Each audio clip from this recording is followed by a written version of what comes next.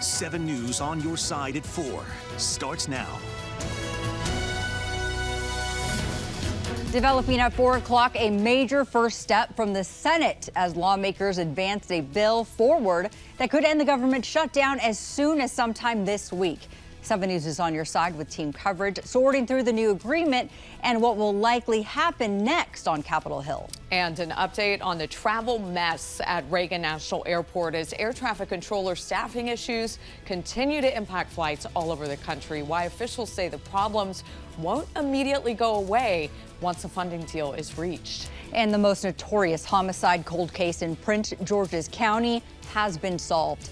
7 News Maryland Bureau Chief Brad Bell will break down what police are crediting for helping them crack this nearly 3 decades old case.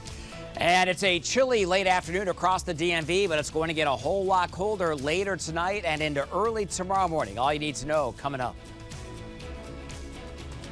The longest government shutdown in U.S. history might be approaching the end. That's after the Senate voted last night to advance a funding bill. And the chamber is working on amendments to the measure today. And now House Speaker Mike Johnson told House Republicans that he's hoping to vote on the Senate's deal as early as Wednesday.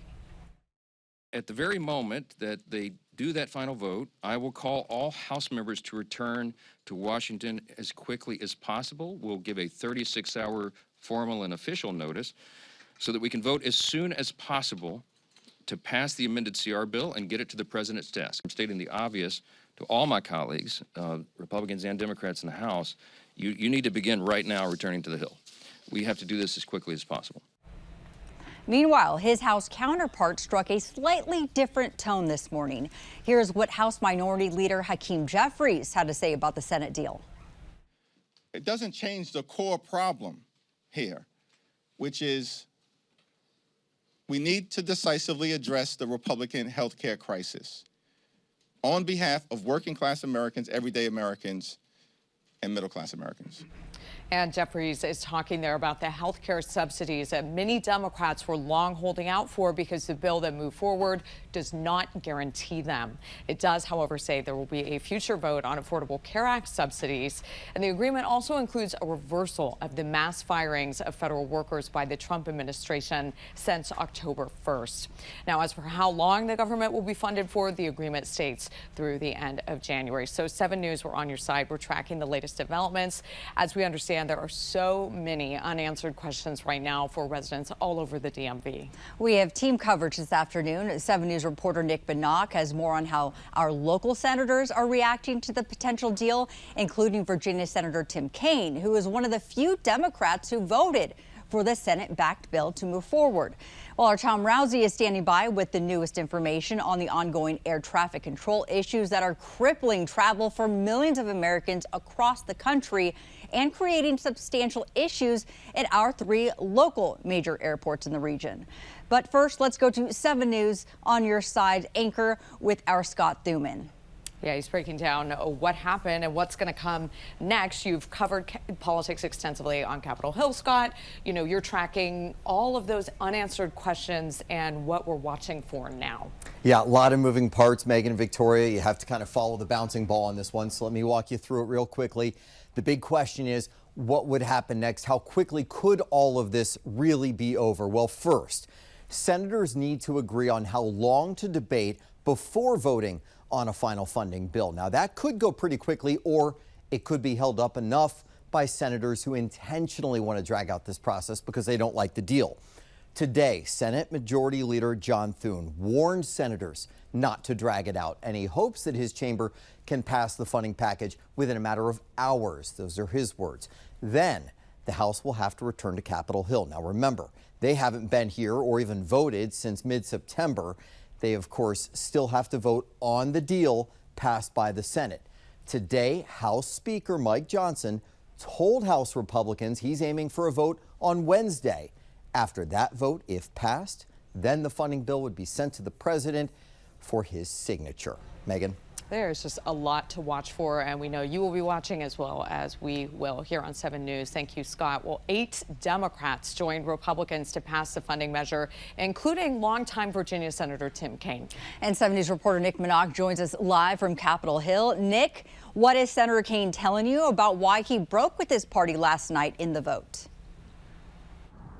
Well, a few things. Senator Tim Kaine said he was laser focused on the Virginia elections for the past month, and the day after the elections passed, he started communicating with a bipartisan group of lawmakers who are already talking about a path forward to reopen the government. So, Senator Kaine told me that he communicated to that group of lawmakers that he would agree to vote to reopen the government so long as federal workers would get back pay and federal workers who were laid off on October 1st would get their jobs back. A sticking point for Democrats has been the Affordable Care Act tax credit issue, but Senator Kaine said he realized last week there was no path to get that done. Take a listen.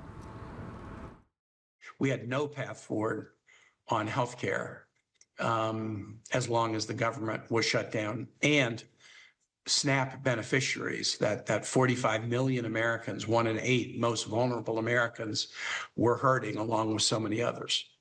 And so I decided to then join the discussions to try to find the path out. The piece I brought to the table was protecting federal employees. And what I asked the White House beginning on Friday afternoon is, you got to make sure all furloughed employees come back and they all get paid. Now, as a part of this deal, Senator Tim Kaine of Virginia said that Republicans agreed to vote on the ACA issue once the government is reopened. Meanwhile, Mark Warner, a U.S. Senator from Virginia, voted against this deal last night. Take a listen. I was not only a no, but I was a strong no. We've got to continue this fight on health care. We've got to continue the ability to try to make Virginians and Americans' lives more affordable. This president has delivered nothing, and it's downright galling to see him trying to say, oh, prices are going down. Well, he obviously hadn't been to a grocery store. I also spoke to Maryland Senator Chris Van Hollen a short time ago here on Capitol Hill. He says this is a big mistake. We'll have more on that ahead at 5. Nick Minock, 7 News. All right, Nick, thank you for checking with our local lawmakers.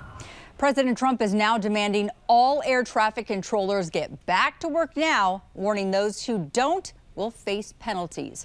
Trump also says he would recommend a $10,000 bonus for air traffic controllers who did not take off work during the shutdown.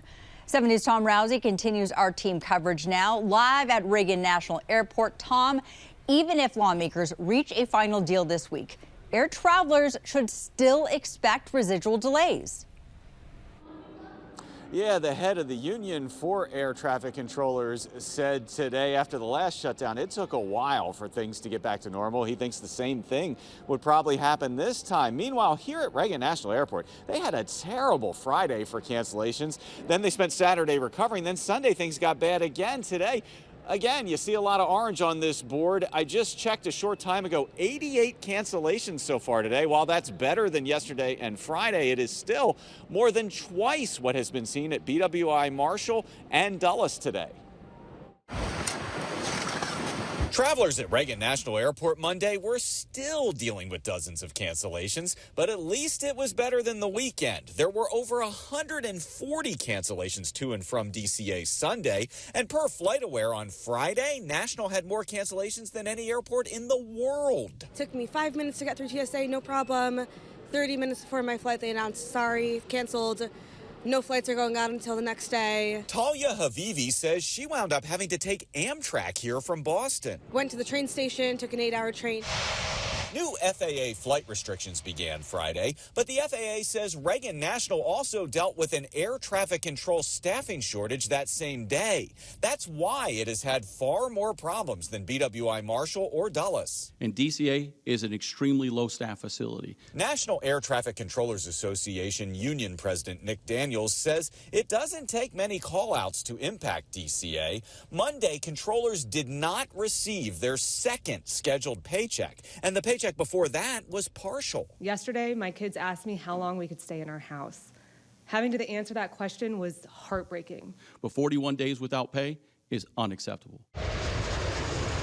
Although Daniels was pleased about the possible reopening of the government, he says don't expect things to immediately return to normal. This shutdown isn't a light switch. It's not just on and it's not just off.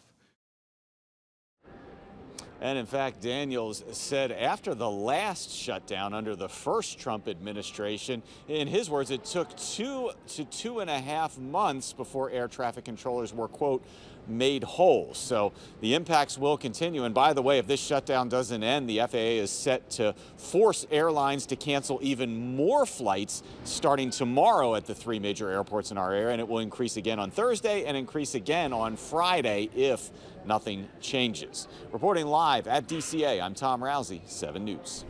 All right, Tom, as always, thank you for your excellent coverage. I did see some little ones walking behind Tom with big jackets on, because we want to switch gears now to our forecast. It was cold across the TMV. It was, and this afternoon I walked over to the U.S. Marine Corps War Memorial with a tiny little jacket, Steve, and that was a bad decision. Hey, and you know, jacket. If you thought it was cold earlier this morning, wait until tomorrow, and our wind chill factors are only going to be in the 20s, and that's for the metro area inside and close to the Capitol Beltway. Here's our view from our tower camera in Tenleytown, overlooking the National Cathedral. Clouds are with us, but we were able to warm things up a little bit. And now that the sun angle and the sun going down, we have 47 at Reagan National, mid 40s in Chantilly, lower 40s, Gaithersburg, Hagerstown, still near 50 in Fredericksburg. Now our winds have eased just a little bit. Wind gusts upwards of 25 miles per hour, and then you get close to the water a little bit stronger. But our future feels like temperatures,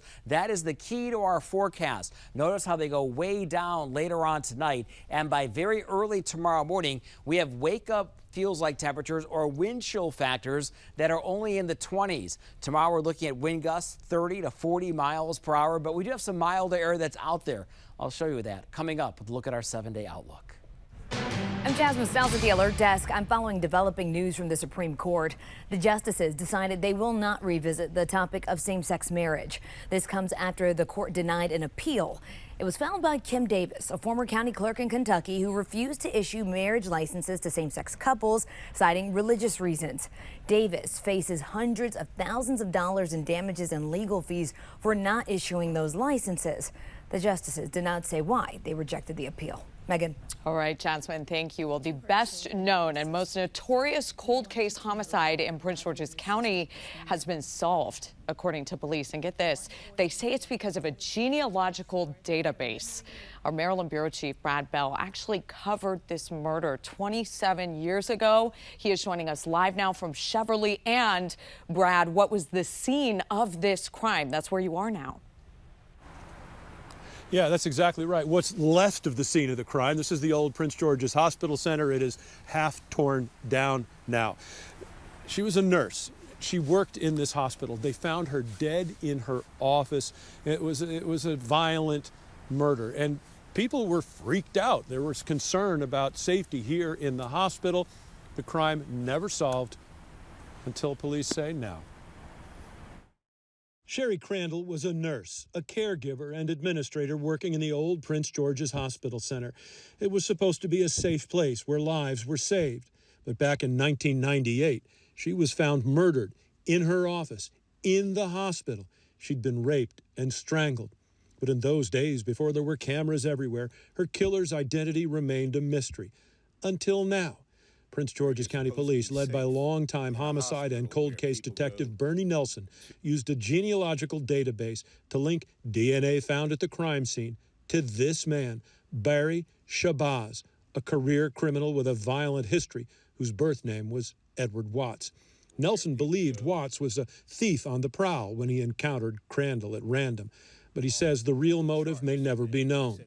Shabazz died in 2019 before he became a suspect, and well before a nephew's DNA sample would prove his guilt. When I finally got the news, it was kind of an empty feeling because of all the work that went into this, and to find out it's someone who died before we even started the genealogy research, and someone who I knew I couldn't confront.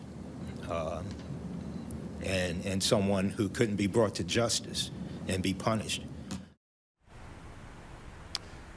Yeah, so look, there was a lot of detective work here. They didn't just plug this old DNA sample in and get a hit. Several years ago, they found a fourth cousin was likely the DNA sample. They found a fourth cousin of whoever submitted the DNA sample, who left the DNA sample at the crime scene. But they didn't know who that was. Could have been anybody. It took years to build a family tree. Then they found a likely suspect in this guy. And then they had to find a confirming DNA sample. Believe it or not, they got it from a deceased relative from the state medical examiner. We're going to be back at 6 with more on this story. Sherry Crandall's children appeared at this press conference today. What they have to say about finally finding out who police say killed their mother. In Cheverly, Brad Bell, 7 News. Wow, some long-awaited closure there for that family. Brad, thank you for your report. Well, changes may soon be on the way that could impact Montgomery County drivers. What a newly approved bill says about where drivers can park or stop and the cost if they don't comply. From RFK to Trump Stadium, the president is calling for the Commanders' new stadium to be named after him. 7 News is on your side with more on what fans think about the request.